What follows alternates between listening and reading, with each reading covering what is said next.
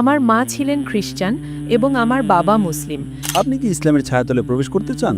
আমি বুঝতে পারছি না আপনি কেন আমাকে ইসলাম গ্রহণ করতে চাপ দিচ্ছেন। হ্যাঁ নাকি না?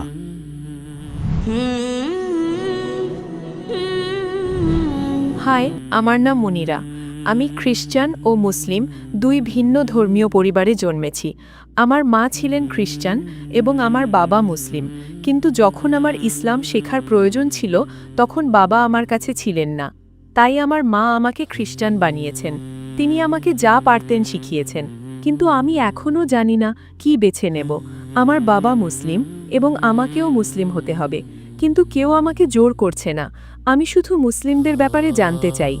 বোন একটি প্রশ্ন করেছেন যে বাবা ছিলেন একজন মুসলিম। বোন, আপনার কি কোনো প্রশ্ন আছে? আমার মা বলেন যে জান্নাতে মুসলিমদের মতে পুরুষরা ৭২ জন নারী পায়, হুর হুর? হুর কিন্তু খ্রিস্টান ধর্মে আমরা আমাদের পরিবারের সাথে স্বর্গে যাই। আর আমি জানতে চাই মুসলিম ধর্মে নারীদের জন্য জান্নাত কেমন। বোন বললেন যে বাবা ছিলেন একজন মুসলিম, মা একজন খ্রিস্টান। আপনার মা আপনাকে বড় করেছেন, ঠিক? হ্যাঁ। তো আপনি কি আপনার বাবার সাথে যোগাযোগ রাখেন নাকি রাখেন না? বাবার সাথে যোগাযোগ রাখেন নাকি রাখেন না? আমার মা। তার মানে আপনি আপনার মায়ের সাথে থাকেন, বাবার সাথে নয়? না। বোন বললেন যে বাবা ছিলেন একজন মুসলিম, মা একজন খ্রিস্টান, কিন্তু মা তাকে বড় করেছেন, তিনি মায়ের সাথে বেশি থাকেন এবং মা তাকে খ্রিস্টান বানিয়েছেন। তাই এখন তিনি বিভ্রান্ত। মা বলেছেন যে মুসলিমরা জান্নাতে গেলে তারা ৭২ জন হুর পায়, পুরুষরা ৭২ জন নারী পায়। নারীরা কি পাবে? হ্যাঁ। তো আপনার প্রথম প্রশ্ন অনুযায়ী আমি আপনার দ্বিতীয় প্রশ্নের উত্তর আগে দিচ্ছি এবং তারপর আপনার প্রথম প্রশ্নে ফিরে আসব। দ্বিতীয় প্রশ্ন হচ্ছে, পুরুষরা জান্নাতে গেলে তারা ৭২ জন হুর পাবে, তাহলে নারীরা কি পাবে? হ্যাঁ। এই একই প্রশ্ন হযরত আয়েশা রাদিয়াল্লাহু আনহাকেও করা হয়েছিল, যিনি নবীর স্ত্রী। তখন নবীর স্ত্রী উত্তর দিয়েছিলেন যে নারীরা তাই পাবে যা তাদের অন্তর কখনো কামনা করেনি, যা তাদের চোখ কখনো দেখেনি, যা তাদের কান কখনো শোনেনি। তার মানে ইনশাআল্লাহ আপনারা সমপরিমাণ কিছু পাবেন যা আপনাদের অন্তর কখনো কামনা করেনি, যা আপনাদের চোখ কখনো দেখেনি, যা তাদের কান কখনো শোনেনি। তাই ইনশাআল্লাহ যদি আপনি জান্নাতে যান, আপনি ভালো কিছুই পাবেন, যা পেয়ে ইনশাআল্লাহ আপনি সন্তুষ্ট হবেন। কিন্তু প্রশ্ন হলো, সবার আগে আপনাকে জান্নাতে প্রবেশ করতে হবে। যদি আপনি জান্নাতে না যান, তবে সেই ভালো জিনিসটি পাবেন না।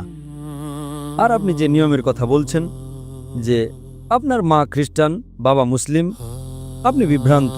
আমি একটু আগে ভাইকে যে সূত্রটা দিয়েছিলাম সেটা আপনার ক্ষেত্রেও প্রযোজ্য। অন্তত সেটা মানুন যা উভয় ধর্মেই এক। উভয় ধর্মগ্রন্থ কোরআন এবং বাইবেলে যা কমন, অন্তত সেটা মেনে চলুন। বাইবেলের কোথাও বলা নেই যে যিশু ঈশ্বর। বোন, আপনি কি বিশ্বাস করেন যিশু ঈশ্বর? না। খুব ভালো, কারণ বাইবেলের কোথাও বলা নেই, সম্পূর্ণ বাইবেলে একটিও পরিষ্কার বাক্য নেই যেখানে যিশু খ্রিস্ট আলাইহিসসালাম নিজে বলেছেন যে আমি ঈশ্বর বা আমার উপাসনা করো। আমরা বিশ্বাস করি ইসলাম হলো একমাত্র অখ্রিস্টান ধর্ম যা যিশু খ্রিস্ট আলাইহিসসালামের উপর বিশ্বাস করাকে ঈমানের অঙ্গ মনে করে। তাই আপনাকে যিশু খ্রিস্ট আলাইহিসসালামে বিশ্বাস করতে হবে, কিন্তু আমরা বিশ্বাস করি তিনি ছিলেন ঈশ্বরের অন্যতম শক্তিশালী একজন রাসূল। বাইবেল বলে ঈশ্বর এক।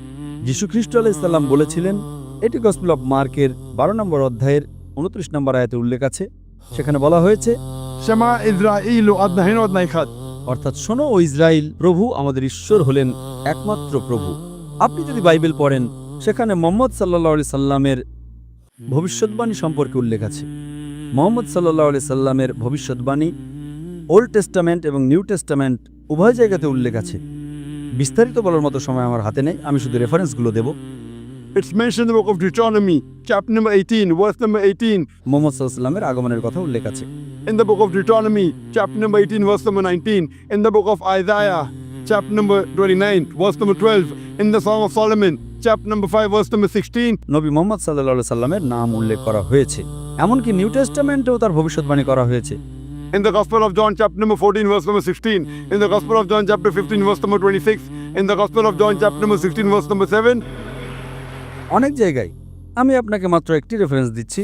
Gospel of John, chapter number 16, verse number 12 to 14 says, তোমাদের বলার মতো আমার অনেক কিছু আছে, কিন্তু এখন তোমরা তা সহ্য করতে পারবে না, কারণ তিনি যখন সেই সত্যের আত্মা আসবেন, তিনি তোমাদের সমস্ত সত্যের পথ দেখাবেন।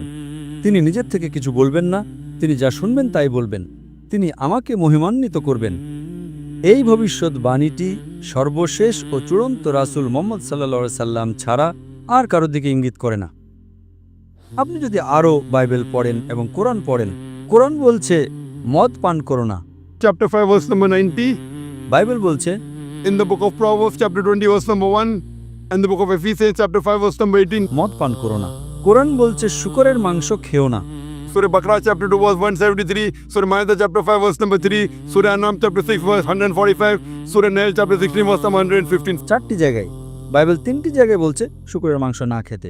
In the book of Leviticus, chapter number 11, verse number 7 and 8. In the book of Deuteronomy, chapter number 14, verse number 8. In the book of Isaiah, chapter 65, verse number 2 to 5. শূকরের মাংস খেও না। তাই যদি আপনি একজন ভালো খ্রিস্টান এবং একজন ভালো মুসলিম হতে চান, এক ঈশ্বরে বিশ্বাস করুন। বিশ্বাস করুন তার কোনো প্রতিমূর্তি নেই, তার কোনো মূর্তি নেই। সর্বশেষ ও চূড়ান্ত রাসূল মুহাম্মদ সাল্লাল্লাহু আলাইহি সাল্লামে বিশ্বাস করুন। মদ পান করবেন না, শূকরের মাংস খাবেন না, জুয়া খেলবেন না। কোরআন হিজাব সম্পর্কে বলছে Surah Nur, chapter 24, verse number 30 and verse number 31. যে নারীদের শালীনতার সাথে পোশাক পরা উচিত। একই কথা বাইবেলের Book of Deuteronomy, chapter number 22, verse number 5. নারীদের এমন পোশাক পরা উচিত নয় যা পুরুষের সাথে সম্পৃক্ত, এবং পুরুষেরও নারীর পোশাক পরা উচিত নয়। It's mentioned in the 1 Timothy, chapter number 2, verse number 9. যে নারীদের সংযত এবং লজ্জাশীলতার সাথে পোশাক পরা উচিত। তাদের দামি পোশাক এবং চুলে স্বর্ণের বেণী থাকা উচিত নয়। It's mentioned in the 1 Corinthians, chapter number 11, verse number 5 and 6. যে নারী মাথা অনাবৃত রাখে সে তার মাথাকে অসম্মান করে, তার মাথা মুড়িয়ে ফেলা উচিত। কোরআনের চেয়ে বাইবেল বেশি কঠোর। কোরআনে কোথাও বলা নেই যে নারী মাথা ঢেকে রাখে না তার মাথা মুড়িয়ে ফেলা উচিত। It's mentioned in the Bible, 1 Corinthians, chapter number 11, verse 5 to 6. যে নারী প্রভুর কাছে প্রার্থনা করে এবং তার মাথা ঢেকে রাখে না তার মাথা মুড়িয়ে ফেলা উচিত। তাই যদি আপনি একজন ভালো খ্রিস্টান এবং একজন ভালো মুসলিম হতে চান, হিজাব পরুন। আপনি যদি মাদার মেরির ছবি দেখে থাকেন, আপনি কি মা মারিয়ামের ছবি দেখেছেন? বোন, আপনি মা মারিয়ামের ছবি দেখেননি? না। মা মারিয়ামের ছবি দেখেননি? মা মারিয়াম যীশু খ্রিস্টের মা। হ্যাঁ, আমি তাকে দেখেছি। আপনার মা কি আপনাকে দেখাননি? হ্যাঁ। আপনি কি জানেন তিনি পুরোপুরি আবৃত থাকেন? তার পুরো শরীর ঢাকা থাকে শুধু মুখমণ্ডল এবং হাতের কবজি ছাড়া। তাই আপনি একই পোশাক পরুন বোন, মা মারিয়ামের পোশাক পরুন। আপনি একজন ভালো খ্রিস্টান এবং সেই সাথে একজন ভালো মুসলিমও হবেন। তাই কোনো বিভ্রান্তি নেই। অন্তত যা সাধারণ তা মেনে চলুন। যীশুখ্রিস্ট আলাইহিস সালাম বলেছিলেন, তোমাদের বলার মতো আমার অনেক কিছু আছে, কিন্তু এখন তোমরা তা সহ্য করতে পারবে না, কারণ তিনি যখন সেই সত্যের আত্মা আসবেন তিনি তোমাদের সমস্ত সত্যের পথ দেখাবেন। এখানে মুহাম্মদ সাল্লাল্লাহু আলাইহি ওয়াসাল্লামের কথাই বলা হচ্ছে। এখন নবী মুহাম্মদ সাল্লাল্লাহু আলাইহি ওয়াসাল্লাম ইতিমধ্যেই চলে এসেছেন, তার কাছে কোরআন নাজিল হয়েছিল। আপনি কোরআন এবং সর্বশেষ ও চূড়ান্ত রাসূলের সহিহ হাদিস পড়ুন। আপনি একজন খুব ভালো খ্রিস্টান এবং একজন খুব ভালো মুসলিমও হবেন বোন। বোন, আপনি কি বিশ্বাস করেন ঈশ্বর একজন? হ্যাঁ। আপনি কি বিশ্বাস করেন যিশু ঈশ্বর? না। আপনি কি বিশ্বাস করেন নবী মুহাম্মদ সাল্লাল্লাহু আলাইহি ওয়াসাল্লাম ঈশ্বরের একজন রাসূল? হ্যাঁ। মাশাআল্লাহ। তাহলে অন্তত আপনি ইসলামের মৌলিক নীতিগুলোর সাথে একমত। তাহলে আপনি কি শাহাদা পাঠ করতে চান?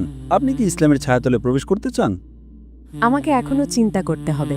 যদি আপনি বিশ্বাস করেন ঈশ্বর এক, যদি বিশ্বাস করেন নবী মুহাম্মদ সাল্লাল্লাহু আলাইহি ওয়াসাল্লাম ঈশ্বরের একজন রাসূল, যদি বিশ্বাস করেন যিশু ঈশ্বর নন, তাহলে আপনি প্রবেশ করতে পারেন।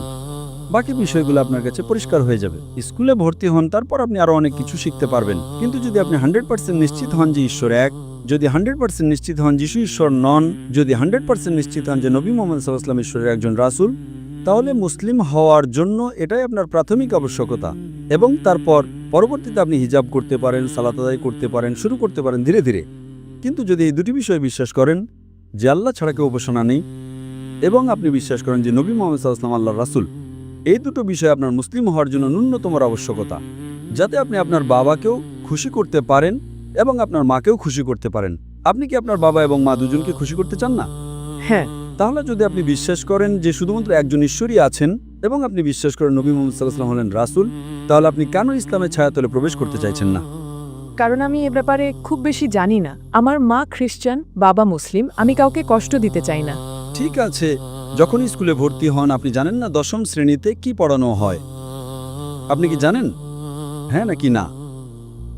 যখন আপনি স্কুলে ভর্তি হন, যখন আপনি নার্সারিতে যান, আপনি আরও শিখবেন। যতক্ষণ আপনি রাজি আছেন যে ঠিক আছে এখন আপনি স্কুলে ভর্তি হলে আপনি স্কুলের সময়সূচি মেনে চলতে রাজি আছেন, মৌলিক নিয়মগুলো মেনে চলতে রাজি আছেন, এবং তারপর আপনি আরও বেশি বেশি শিখতে শুরু করবেন। তো এখানে যদি আপনি মৌলিক নিয়মগুলোর সাথে একমত হন যে ঈশ্বর এক, যিশু ঈশ্বর নন, তিনি ঈশ্বরের একজন রাসূল, এবং নবী মুহাম্মদ সাল্লাল্লাহু আলাইহি ওয়াসাল্লাম ঈশ্বরের একজন রাসূল, এগুলো হলো প্রাথমিক আবশ্যকতা। পরবর্তীতে আপনি যত বেশি বেশি জ্ঞান অর্জন করতে থাকবেন, আপনার আমল বাড়তে থাকবে, আপনি একজন ভালো খ্রিস্টান এবং সেই সাথে একজন ভালো মুসলিমও হবেন বোন। এতে সময় লাগবে, কিন্তু মৌলিক বিষয়গুলো যদি আপনি ভালো করে জানেন, আমি মনে করি আপনার দলে প্রবেশ করা উচিত, এবং তারপর আল্লাহ আপনাকে আরও মেনে চলতে সাহায্য করবেন। বোন, আপনি কি ইসলাম গ্রহণ করতে চান? এখন না। ঠিক আছে, ইনশাল্লাহ বাড়িতে যান, এটা নিয়ে চিন্তা করুন আর নিশ্চিত হন। একবার নিশ্চিত হলে দ্রুত প্রবেশ করুন। আপনি জানেন না আপনি কতদিন বাঁচবেন, একেবারে না হওয়ার চেয়ে দেরিতে হওয়া ভালো। আর আপনি জানেন না আপনি কতদিন বাঁচবেন, তাই আমার আপনার অনুরোধ, আপনি বাড়িতে যান, আরও গবেষণা করুন, আরও পড়াশোনা করুন, এবং যত দ্রুত আপনি নিশ্চিত হবেন আপনি ইসলামের ছায়াতলে আসুন, যাতে আপনি জান্নাতে যেতে পারেন, আপনি স্বর্গে যেতে পারেন। অন্যথায় আপনি জান্নাতে যাবেন না। আশা করি উত্তরটা পেয়েছেন। ধন্যবাদ।